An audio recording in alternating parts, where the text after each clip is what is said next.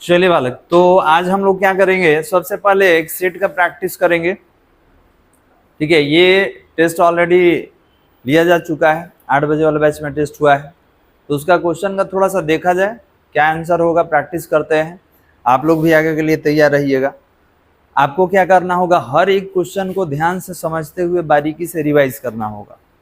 ठीक है, हो सकता है आने वाले टेस्ट में, अभी आपका और टेस्ट होना है स्कूल में, हो सकता है उसी में से कोई क्वेश्चन रहे। चलिए देखते हैं। चलिए, ये आपका ऑब्जेक्टिव टेस्ट है, ये आपका फर्स्ट टेस्ट है, क्लास टेस्ट 1। एक एक करके सभी क्वेश्चन को हम लोग देखेंगे। ठीक है, जो पूछा जाएगा आप बताइएगा।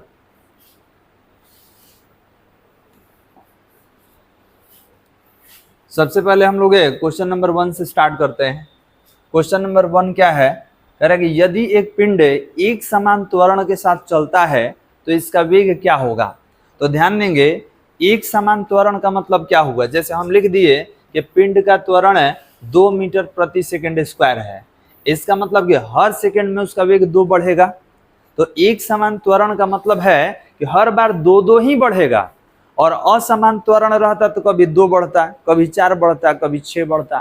तो याद रखेंगे, त्वरण एक समान हो या त्वरण असमान हो। देखिए यहाँ एक समान त्वरण दिया है, तो एक समान रहे या असमान रहे, दोनों केस में वेग का मान क्या होता है, बढ़ता है, क्योंकि वेग का बढ़ना ही तो त्वरण कहलाता है।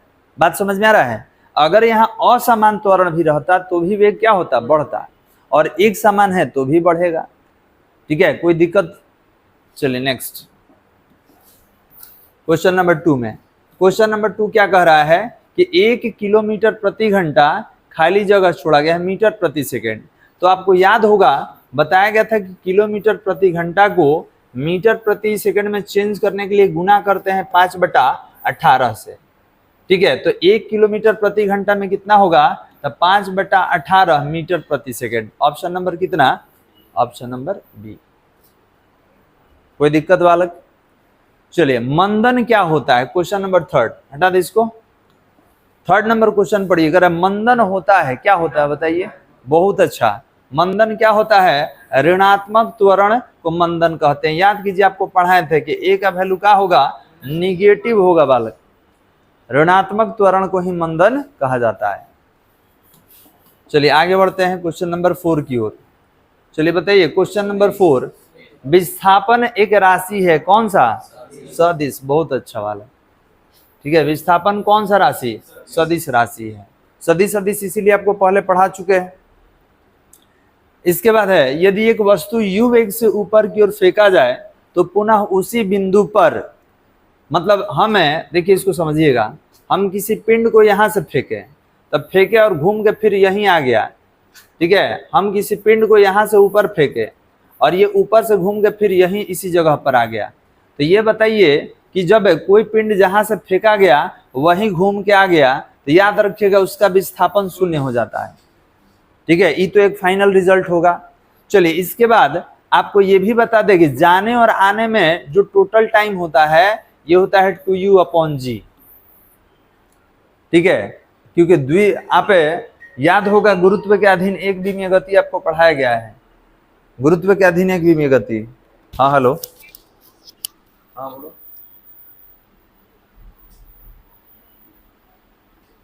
ठीक है, ठीक ठीक ठीक, ध्यान देने वाला।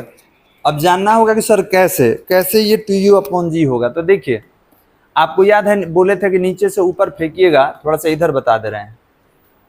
आपको बताए थे कि जब किसी पिंड को नीचे से ऊपर फेंका जाता है तो माइनस में निगेटिव वैल्यू लेते हैं। तो याद कीजिए, आपको पढ़ाए थे v = इतना u-gt, याद है। तो ऊपर फेंकिएगा तो महत्तम ऊंचाई पे 0 हो जाता है, तो gt = u हो जाएगा, तो t = u/g होगा। तो ये केवल जाने वाला है, तो जाने में लगेगा, ताने में भी उतना ही समय लगता है। तो इसमें एक u/g जोड़ दीजिए, तो कितना हुआ, 2u/g हो गया। बात समझ में आ रहा है। तो जितना ऊपर जाने में उतना ही आने में, तो जाने में u/g और आने में भी u/g, दोनों जोड़ देंगे तो कितना, इतना हो गया। तो इसका मतलब मेरा पहला रिजल्ट भी सही है, ये भी सही है। ये भी सही है।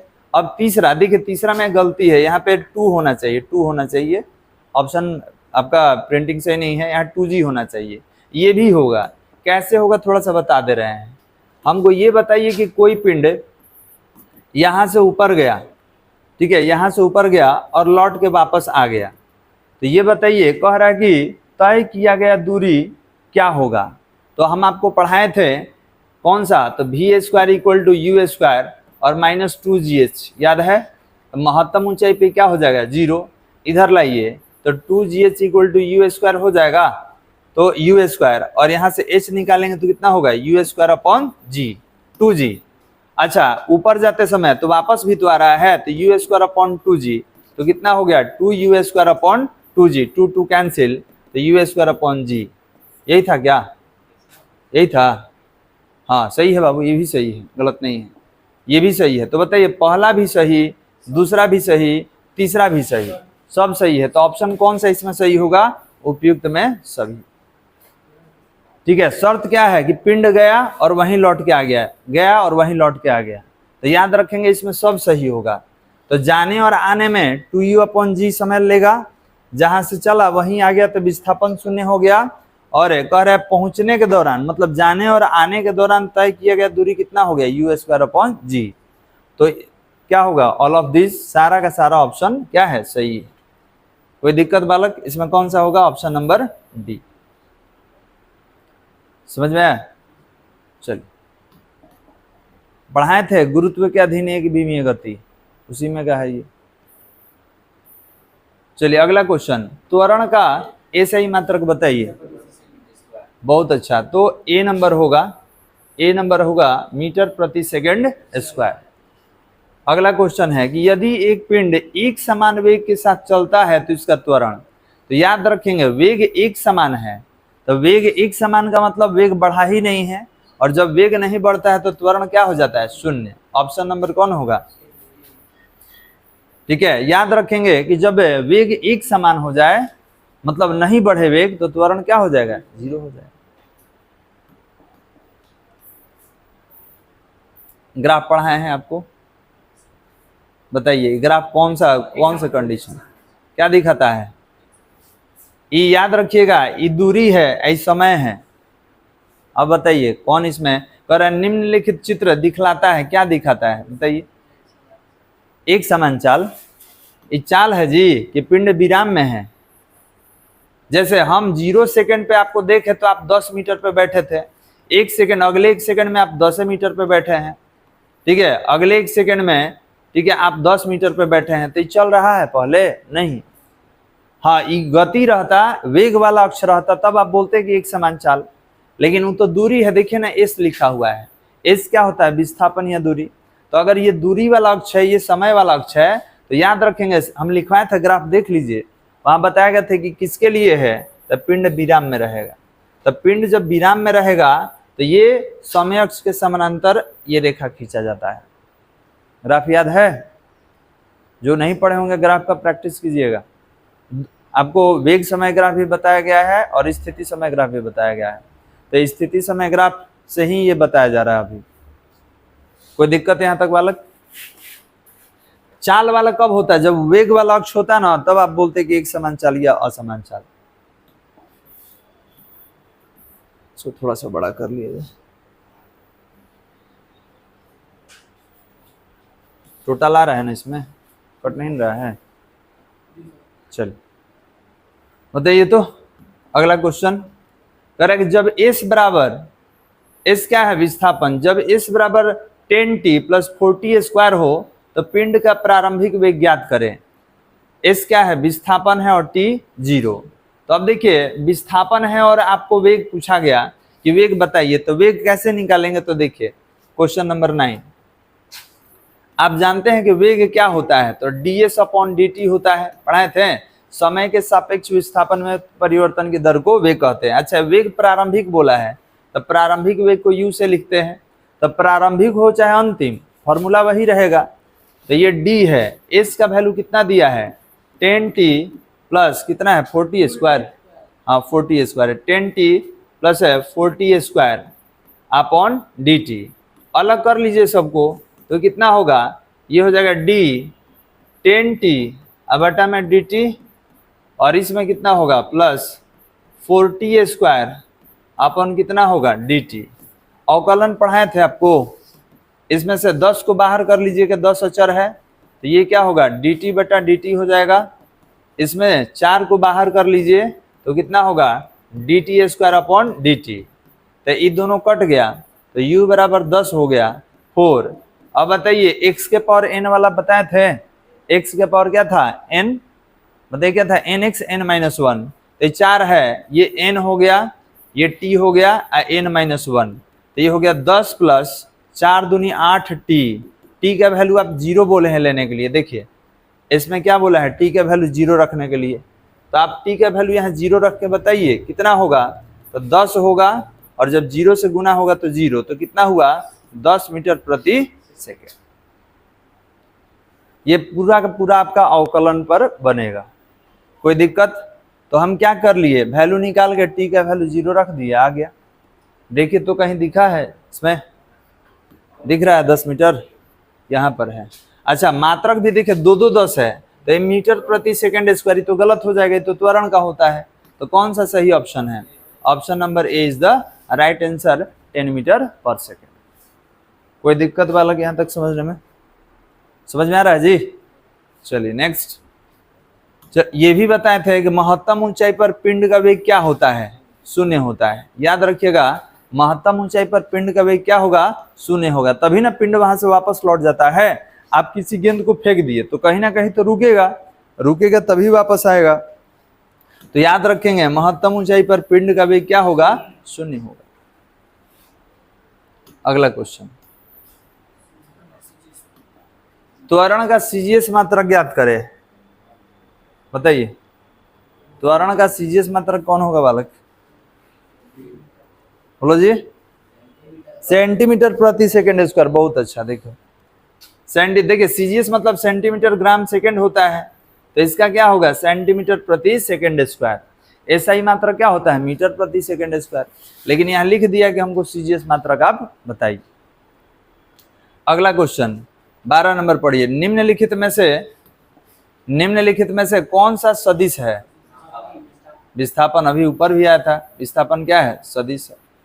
चलिए आपेक्षिक वेग का ऐसा ही मात्रक होता है, तो याद रखेंगे आपेक्षिक वेग हो या कोई वेग हो, इसका मात्रक क्या होगा, मीटर प्रति सेकंड। खाली रैखिक वेग होना चाहिए, कोणीय नहीं होना चाहिए। तो कोई भी वेग रहेगा खाली रैखिक रहेगा तो इसका मात्रक क्या होगा, मीटर प्रति सेकंड। क्लियर है बालक। चलिए आगे बढ़ते हैं, ठीक है। ये आपका कितना था क्वेश्चन नंबर 13 का सही आंसर कौन है, मीटर प्रति सेकंड। आगे बढ़ जाए, बताइए 14 नंबर। अभी तो बात हुआ है जब वेग अचर हो तो त्वरण का मान, क्वेश्चन रिपीट कर गया है, क्वेश्चन घुमाया गया है लेकिन वही है, क्वेश्चन रिपीटेड है कि वेग अचर रहेगा तो त्वरण क्या हो जाएगा, शून्य। याद रहेगा। अगला क्वेश्चन 90 किलोमीटर प्रति घंटा को मीटर प्रति सेकंड में व्यक्त करें, तो क्या होगा, अभी बताए थे कि 5/18 से गुना कर दीजिए, तो 18 5 90, और 5 में 5 से गुना कीजिएगा तो 25 मीटर प्रति सेकंड। कौन सा होगा जी, कोई दिक्कत यहां तक बालक। चलिए अगला क्वेश्चन 16 नंबर पढ़िए। एक कार द्वारा तय की गई दूरी क्या है, यदि 5 घंटे में 35 किलोमीटर प्रति घंटा की गति से आगे बढ़ रहा है तो दूरी बराबर 4 गुने समय होता है। दूरी बराबर क्या होता है, 4 गुने समय। तो बताइए चाल कितना है 35, समय कितना लिए हैं 5, 35 पंचे कितना होता है 175, मात्रक किसमें है, किलोमीटर। देखे तो अलग कौन सा, ए नंबर। कोई दिक्कत यहां तक, कोई दिक्कत है जी। चलिए अगला क्वेश्चन 17 नंबर, हटा दे इसको, हटा दे इसको। 17 नंबर बताइए।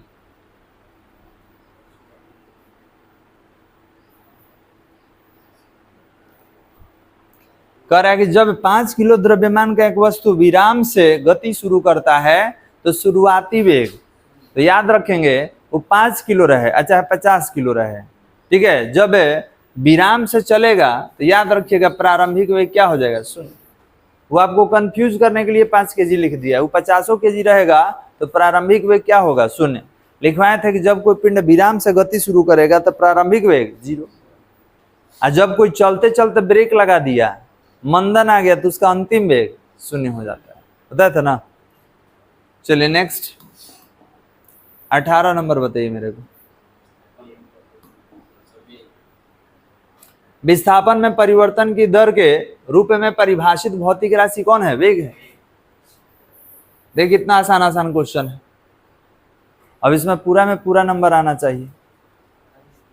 चलिए आपेक्षिक वेग, आपेक्षिक वेग, तो आपेक्षिक वेग क्या कर रहा है, किसी पिंड B के सापेक्ष किसी दूसरे पिंड A के आपेक्षिक वेग निम्नलिखित में से किसके द्वारा सही रूप में व्यक्त किया जाता है। देखिए टेस्ट में जो दिए थे तो थोड़ा सा उसमें ऑप्शन गलत हो गया था, ऑप्शन गलत हो गया था, थोड़ा सा आपको हम समझा दें क्या होता है।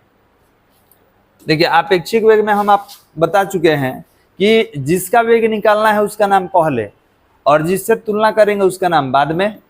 तो यहाँ A का वेग निकालना है, तुलना किससे करेंगे, B से। अब हमसे क्या पूछा है, कह रहा है किसी पिंड B के सापेक्ष किसी दूसरे पिंड A के आपेक्षिक वेग, मतलब वेग A का निकालना है और तुलना किससे करना है, B से। तब B से तुलना करेंगे लेकिन निकालेंगे किसका, A का, ठीक है। तो वेग सदिश है, तो याद रखिएगा जो नाम पहले है वो पहले हो जाएगा और जो नाम बाद है में है उसको हम बाद में लिखेंगे माइनस के साथ। तो याद रखेंगे अगर AB है तो A माइनस B, यहाँ BA रहता तो B माइनस A। तो हम पहले पढ़े हैं जिसके सापेक्ष रहेगा, जिसका निकालना रहेगा उसका नाम पहले और जिससे तुलना कीजिएगा उसका नाम पीछे, तब पीछे वाला सापेक्ष कहलाता है। तब B के सापेक्ष किसका अपेक्षिक वेग है, A का। बात समझ में आ रहा है। अब खोजिए इसमें कौन है, D नंबर, कौन दिख रहा है जी, D। देखिए AB होना चाहिए क्योंकि A का निकालना है तो A का नाम पहले होना चाहिए और B के तुलना में। तो आपने बोला सर AB तो 3 वो दिख रहा है, लेकिन A माइनस B घटना चाहिए A में से B। तो देखिए यही ऑप्शन में केवल घट रहा है, ठीक है। यहाँ देख लीजिए AB है तो A माइनस B, बाकी सब में नहीं दिख रहा है, ठीक है। यहाँ क्या है, AB है A माइनस B, अभी बताया ना आपको, कोई दिक्कत यहाँ तक। चलिए नेक्स्ट 20 नंबर, सब तो आना चाहिए जी। बीमीय सूत्र, पावर क्या होता है, वर्क अपॉन टाइम, कार्य बटा समय।